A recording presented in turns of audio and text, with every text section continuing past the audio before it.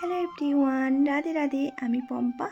আমাদের হাসি খুশি চ্যানেলের নতুন একটা ভিডিওতে জানাই সবাইকে অনেক অনেক স্বাগতম।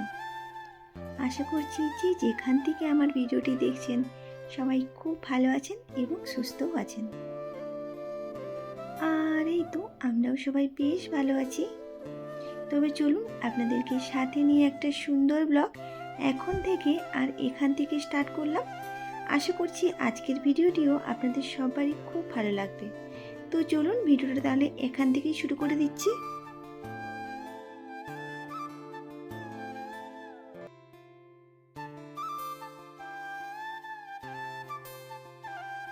তো ওদিকে দেখলেন সকালে না ওই যে চা বসিয়ে দিয়েছি আগেই ঘুম থেকে উঠে। তো চাটা বসিয়ে দিয়ে ছেলে টিফিনটাও বানিয়ে নিয়েছি, আর আজকে টিফিনে ওকে এগ রোল বানিয়ে দিলাম। তো সেটাই ও নিয়ে এখন স্কুলে চলে গিয়েছে। তো চাটা বসিয়ে দিয়ে না ওর রোলটা বানিয়ে দিয়ে তারপর ওকে চলে গিয়েছিলাম রেডি করতে। তো ওইসব তো আর ভিডিও করিনি, সকালটা তো থাকে ভীষণই তাড়াহুড়োর মধ্যে। তো ওকে রেডি করিয়ে দিয়ে আর একটু ছাতুর শরবত খাইয়ে দিয়েছি, মানে ছাতুটা না একটু মোটা করেই খাইয়ে থাকি। তো এই তো টিফিন গুছিয়ে দিলাম, ছেলেকে রেডি করিয়ে দিয়ে ওকে স্কুলে পাঠিয়ে দিলাম। ওদের বাবা গিয়েছে ওকে ছাড়তে। তো ও যতক্ষণে ছেড়ে দিয়ে আসুক, আর ও তো বাজারে যাবে, তো বাজার টাজার করে আসুক। আর এদিকে আমি ভাবছি যে আজকে আমাদের বেডরুমটা পুরো ডিপ ক্লিন করব। তো চলুন ডিপ ক্লিন করব, তার সাথে সাথে আপনাদের সাথে কিছু কথা শেয়ারও করব।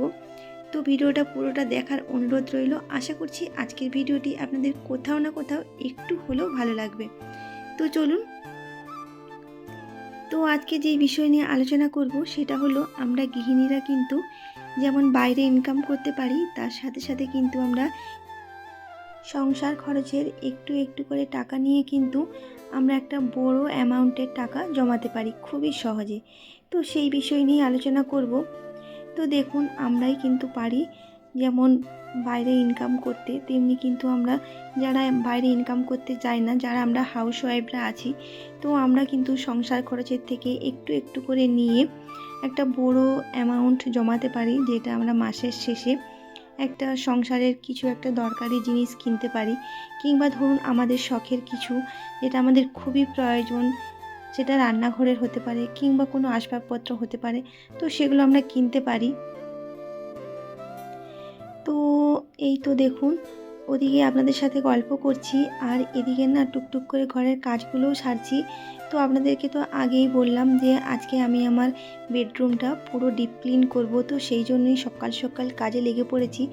আর ছেলে বাড়িতে থাকলে না এইসব কাজগুলো করতে আমার ভীষণই অসুবিধে হয়। ও সবসময় হাতের কাছে কাছে ঘোরাঘুরি করে, তাই আমার কাজ করতে ভীষণই অসুবিধে হয়। তাই ভাবলাম ও যেহেতু আজকে স্কুলে চলে গিয়েছে, তাই এই সুযোগেই আমি আমার বাড়ির কাজগুলো করে নেব। তো তার সাথে সাথে যেই কথাটা বলছিলাম আপনাদেরকে, তো আমরা সংসার খরচ থেকে কিন্তু একটু একটু করে নিয়ে একটা বড় অ্যামাউন্ট জমাতে পারি। আর সেটা কিন্তু এক মাসে হবে না, প্রত্যেক মাসে মাসে কিন্তু আমাদের কিছু কিছু করে জমিয়ে একটা বড় অ্যামাউন্ট মানে জমাতে পারবো আমরা। আর তবেই কিন্তু আমরা সেই টাকা থেকে একটা ভালো কিছু বা দরকারি আমাদের সংসারের একটা কিছু ভারী কিছু কিনতে পারি। যেমন আমি প্রত্যেক মাসেই কিন্তু সংসার খরচ থেকে কিছু কিছু করে টাকা সরিয়ে রাখি, আর সেটা কিন্তু আমার বাড়ির কেউই জানে না। তো আপনাদের সাথে সেটা শেয়ার করলাম। মানে যারা তোমরা নতুন গৃহিণীরা আছো, তো তারাও কিন্তু আমার এই টিপসটা মানে নিতে পারো। প্রত্যেক মাসেই আমরা সংসার থেকে একটা অ্যামাউন্ট পাই, মানে সংসার চালানোর জন্যে প্রত্যেক মাসেই আমরা একটা করে কিন্তু থোক একটা টাকা পাই। তো সেখান থেকেই কিন্তু কিছু কিছু টাকা আমরা আলাদা করে সরিয়ে রাখতে পারি। তো সেটা হয়তো আমাদের মাসের শেষে কিংবা বছরের শেষে একটা দেখবে বড় অ্যামাউন্ট কিন্তু জমা হবে। আর আমি তো এইভাবেই টাকা জমিয়ে থাকি। হয়তো বা আমি সংসারের কোনো জিনিস না কিনলেও নিজের কিছু পছন্দের কিংবা নিজের কিছু শখের জিনিস এখান থেকে কিনতে পারি। তো তোমরা যারা নতুন গৃহিণীরা আছো তারা কিন্তু এই টিপসটা অবশ্যই ফলো করো। দেখবে বছরের শেষে যখন একটা বড় অ্যামাউন্ট জমা হবে, তোমাদের কিন্তু ভীষণই সেটা দেখে ভালো লাগবে। তো তোমরা চাইলে কিন্তু অ্যানিভার্সারিতে কিংবা বার্থডেতে হাজব্যান্ডকে কোনো গিফট দিতে পারো ওই টাকা থেকে। তো ভীষণই কিন্তু তখন ভালো লাগবে নিজের মন থেকে একটা, যে আমার জমানো টাকা দিয়ে আমি হাজব্যান্ডকে একটা গিফট দিতে পারলাম। তো আমি কিন্তু এইভাবেই দিয়ে থাকি বা করে থাকি। তো সেটাই আপনাদের সাথে আজকে শেয়ার করলাম। আশা করছি আপনাদের এই টিপসটা ভালো লাগবে। তো যদি আপনাদের ভালো লেগে থাকে তাহলে অবশ্যই কিন্তু কমেন্টে জানাবেন। ওদিকে আপনাদের সাথে গল্প করতে করতে না টুকটুক করে অনেক কিছু কাজ করে ফেলেছি জানেন তো। এই যে ঘরদোরগুলো ভালোভাবে না একটু মোছামুছি করে নিয়েছি, আর ওই যে জানলাগুলো দেখলেন গ্রিলগুলো না অনেক দিন যাবত না ওগুলো মোছা হয়নি। তো ভালোভাবে না একটা ভিজে কাপড় নিয়ে সমস্ত গ্রিলগুলোকে না ভালোভাবে একদম জেকে জেকে, মানে একদম রুগড়ে রুগড়ে ভালোভাবে না মুছে নিয়েছি ওগুলোকে। তো গ্রিলগুলো দেখছি এখন একদম পরিষ্কার হয়ে গিয়েছে। তো টেবিলটাকেও ভালোভাবে মুছে নিয়েছি, আর ওই যে আলমারি, তারপর আমাদের বেডটা, তো সমস্ত কিছু না ভালোভাবে একেবারে মোছামুছি করে নিয়েছি। আর এরপর ভালোভাবে একদম কোনায় কোনায় সমস্ত ঝুল টুল ভালোভাবে ঝেড়ে একেবারে পরিষ্কার করে নিলাম। আসলে কি বলুন তো, একটু আধটু না ঘরে ঝুল হয়ে থাকলে না একেবারেই ভালো লাগে না দেখতে। আর কিন্তু ঘরে ঝুল হয়ে থাকলে না একটা নেগেটিভ এনার্জি কিন্তু ভীষণভাবে কাজ করে জানেন তো। তো সেই জন্যেই না ঘরে যখনই ঝুল হয়ে থাকে চেষ্টা করি হাতে হাতে ঝুলগুলো একটু ঝেড়ে দেওয়ার। আর এতে কিন্তু একটা পজিটিভ এনার্জি আমাদের মধ্যে চলে আসে। শুনেছি ঘরের ঝুল হওয়া নাকি একেবারেই ভালো নয়, তো একটা নেগেটিভ এনার্জি কাজ করে। তো আমি তো এটা ভীষণভাবে মানি জানেন তো। তো যাই হোক, ওদিকে সমস্ত ঝাড়াঝাড়ি মোছামুছি কমপ্লিট আমার। তো আজকে না বেডশিটটাকেও চেঞ্জ করে দিলাম, ওই যেহেতু ঝাড়াঝাড়ি ওইসব করলাম তো ধুলো টুলো একটু পড়েছে বেডে। তো সমস্ত এই যে বেডশিটটাকে চেঞ্জ করে দিলাম, একটা ধোয়া বেডশিট পেতে দিয়েছি। আর এই তো বালিশের ওয়ারগুলোকেও না এবার না চেঞ্জ করে দেবো ভাবছি। আর খুব সুন্দর তো ঝলমলে রোদও উঠেছে, ভাবছি এগুলো না করে দিয়ে একেবারে ধোয়াধুয়িটাও করে নেব। তো ওদের বাবা তো আজকে বাড়িতেই আছে, তো সেরকম আমার কোনো আর চাপ নেই, ছেলেকে স্কুলে আনতেও যেতে হবে না। তো ওদের বাবাই তো নিয়ে চলে আসবে, তাই না আজকে আমি এই সমস্ত কাজগুলো সেরে নিয়েছি। ও যেহেতু বাড়িতেই আছে তো আমাকে আর বাইরে বেরোতে হবে না। তো এই তো সুন্দর করে রুমটাকে একেবারে ডিপ ক্লিন করে নিলাম। আর কেমন লাগছে অবশ্যই কিন্তু একটা কমেন্টে জানাবেন। আপনাদের একটা কমেন্ট পেলে কিন্তু আমি ভীষণই ভীষণই খুশি হব। আর আপনারা কমেন্ট করেন না কেন, কমেন্ট করবেন। তো কমেন্ট করলে আমি বুঝতে পারবো যে আমার ভিডিওগুলো আপনাদের কেমন লাগছে। আর অবশ্যই লাইক করবেন। আর এদিকে ওই তো টুকটুক করে সমস্ত কাজ সেরে নিয়ে চলে এসেছি রান্নাঘরে। আর এদিকে এই যে ওদের বাবাও বাজার নিয়ে চলে এসেছে, আর দেখুন আজকে কত বড় মাছটা নিয়ে এসেছে। তো তাই সেই জন্য একটু বকাবকি করছিলাম যে এত মাছ কেন একেবারে নিয়ে এসেছো।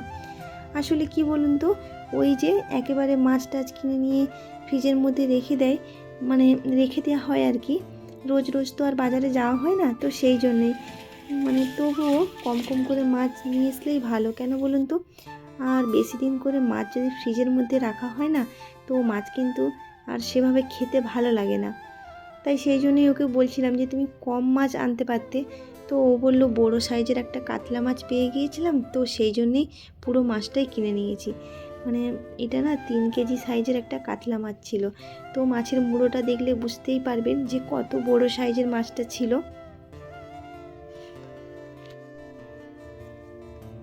তো যাই হোক, এখন নিয়ে চলে এসেছে তো আর কিছু করার নেই। তো যাই হোক, সমস্ত মাছগুলো ওই ধুয়ে দিচ্ছিল। আর ওই তো ধুয়ে টুয়ে মানে সমস্ত মাছগুলো ধোয়া হয়ে গিয়েছে। তো চলুন মাছগুলোকে এখন ফ্রিজের মধ্যে ঢুকিয়ে দিই। তো যে কটা মাছ এখন রান্না করব তো সেগুলো না বের করে নিয়েছি, আর লবণ হলুদ মাখিয়ে নিয়েছি। আর এদিকে এই যে ভাতের চালটাও না ধুয়ে নিয়েছি। তো একেবারে ভাতটাও বসিয়ে দেব। আর ভাবছি যে রান্না বান্না করে নিয়ে তারপরেই আমি আজকে স্নান করব। তো যেই ভাবা সেই কাজ। তো রান্নাটাও বসিয়ে দিয়েছি ওদিকে, মানে ভাতটাও বসিয়ে দিলাম, আর এদিকে টিফিন বানাবো। তো ছেলেকে যেহেতু রোল বানিয়ে দিয়েছিলাম তাই বেশি করেই না একটু আটা মাখিয়ে নিয়েছিলাম। তো আমরাও আজকে ব্রেকফাস্টে রোল খাবো। তো কালকে তো একটু চিকেন হয়েছিল, তো সেই চিকেনই না একটুখানি তুলে রেখে দিয়েছিলাম। তো ভাবছি কি আজকে এগ চিকেন রোল বানাবো। তো ছেলেকে না টিফিনে শুধু রোল মানে এগ রোলই বানিয়ে দিয়েছি, ওকে আর চিকেন দেইনি, যেহেতু স্কুলে নিয়ে যাচ্ছে, তো সেই জন্যেই আর কি। আর আমরা এই যে এখানে বানিয়ে নিচ্ছি। আর মেয়ের তো পরীক্ষা চলছে এখন, তো ও একটু বাদে খেয়ে দিয়ে স্কুলে বেরোবে, তাই ওকে না আগে একটা রোল বানিয়ে দিয়ে দিয়েছিলাম, তো ও খেয়ে দিয়ে এখন পড়তে বসে গিয়েছে। আর এই যে এখন যেগুলো বানাচ্ছি এটা আমি খাবো আর ওদের বাবা খাবে। তো এই তো এখন রোলটা বানিয়ে নেব।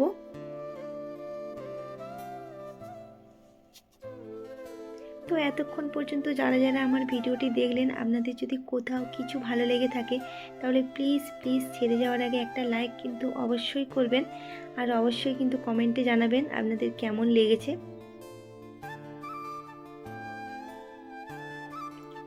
আর চ্যানেলে যদি নতুন বন্ধু হয়ে থাকেন তাহলে প্লিজ প্লিজ আমার এই ছোট্ট পরিবারে আসার জন্য অনুরোধ রইল, অবশ্যই কিন্তু চ্যানেলটি সাবস্ক্রাইব করে নিতে পারেন আমার এই ব্লগগুলো দেখার জন্যে।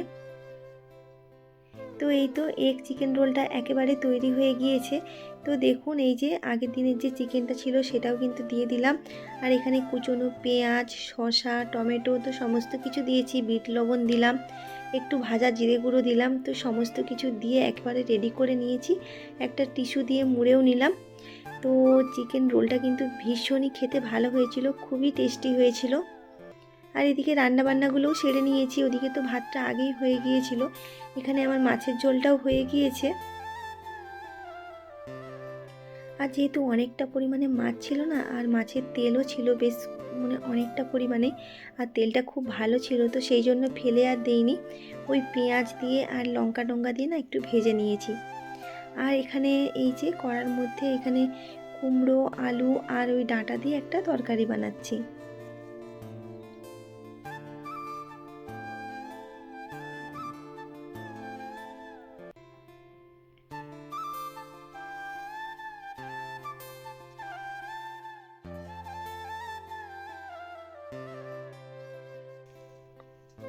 আর এই তো কুমড়োর তরকারিটাও কিন্তু ঢাকা চাপা দিয়ে দিলাম, বেশ কিছুক্ষণের মধ্যেই কিন্তু তরকারিটা আমার হয়ে যাবে।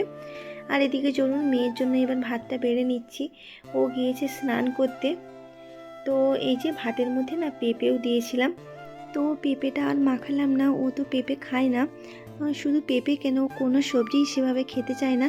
তো যাই হোক, এদিকে ওই মাছের তেল আর ওই মাছের ঝোলটা দিয়ে ওকে ভাত দিয়ে দিলাম। তো যাই হোক, ওদিকে মেয়েকে খেতে দিয়ে চলে এসেছি এদিকে রুমে। আর এই যে আমার বাবুটাও স্কুল থেকে চলে এসেছে, তো ওকেও না স্নান টান করিয়ে দিয়েছি। আর এই যে আমাদের ফ্ল্যাটেরই একজন বাচ্চার সাথে ও খেলাধুলো করছিল এখন। তো যাই হোক চলুন, ওকেও এখন কিছুক্ষণ পর ভাত টাত খাইয়ে দেবো। আর আমি ভিডিওটা তাহলে এখানেই আজকে শেষ করছি। সবাই খুব ভালো থাকবেন, সুস্থ থাকবেন। আর ভিডিওটা ভালো লেগে থাকলে অবশ্যই একটা লাইক করবেন, কমেন্ট করবেন, শেয়ার করবেন। তাহলে চলুন আজকের মতন টাটা, দেখা হচ্ছে খুব শিগগিরই আবারও আপনাদের সাথে। আজকের মতন টাটা, ধন্যবাদ।